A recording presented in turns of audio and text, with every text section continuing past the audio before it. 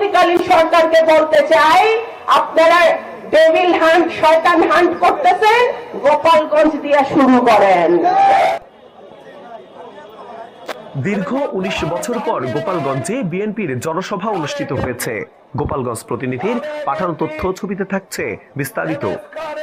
দ্রব্যমূল্যের ঊর্ধ্বগতি রোধ, আইন শৃঙ্খলার উন্নতি ও জাতীয় নির্বাচনের রূপরেখা ঘোষণা সহ বিভিন্ন দাবি আদায়ে বিএনপির কেন্দ্রীয় কর্মসূচির অংশ হিসাবে গোপালগঞ্জ শহরের পৌর পার্ক মাঠে গোপালগঞ্জ জেলা বিএনপির জনসভা অনুষ্ঠিত হয়েছে।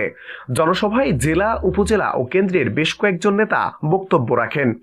উক্ত জনসভায় প্রধান অতিথি হিসাবে উপস্থিত ছিলেন বিএনপির ভাইস চেয়ারম্যান আসাদুজ্জামান রিপন। প্রধান বক্তা হিসাবে বক্তব্য রাখেন কেন্দ্রীয় বিএনপির সাংগঠনিক সম্পাদক শামা ওবায়েদ।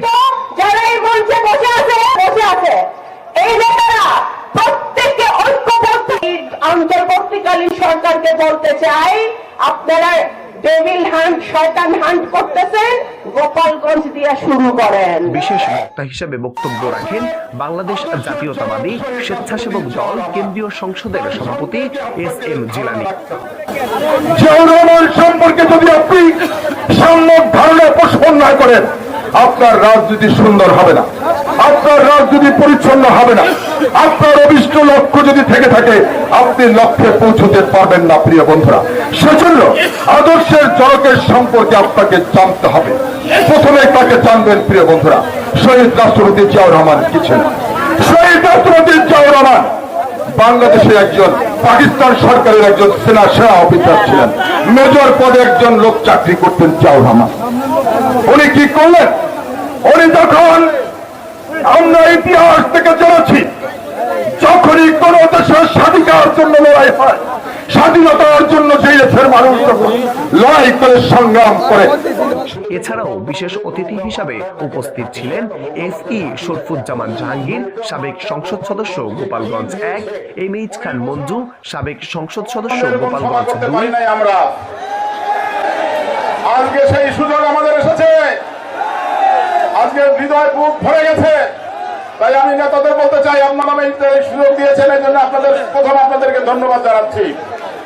তারপরে ধন্যবাদ জানাচ্ছি আমার স্নেহস্পদ ছোট ভাইরা, যারা এই দুঃসময় বিএনপির কান্ডারি ছিল, তাদের প্রত্যেকের অবদানকে আমরা সবাই অত্যন্ত মাননীয় ভাবে স্মরণ করছি।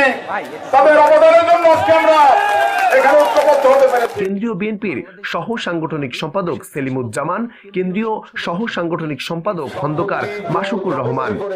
উল্লেখ্য, দীর্ঘ ১৯ বছর পর গোপালগঞ্জ জেলা বিএনপির আহ্বায়ক বীর মুক্তিযোদ্ধা শরীফ রফিকুজ্জামানের সভাপতিত্বে এ জনসভায় স্বতঃস্ফূর্তভাবে উপস্থিত ছিলেন জেলা ও উপজেলা বিএনপি, যুবদল, ছাত্রদল, স্বেচ্ছাসেবক দল, ওলামা দল, কৃষক দল, মহিলা দল, যুব মহিলা দল সহ বিএনপির সকল অঙ্গ সংগঠনের নেতাকর্মীরা। এছাড়াও গোপালগঞ্জ জেলার বিভিন্ন ইউনিয়নের অট পর্যায় থেকে প্রায় ১০,০০০-এর অধিক নেতাকর্মী এ সমাবেশে অংশ নেন।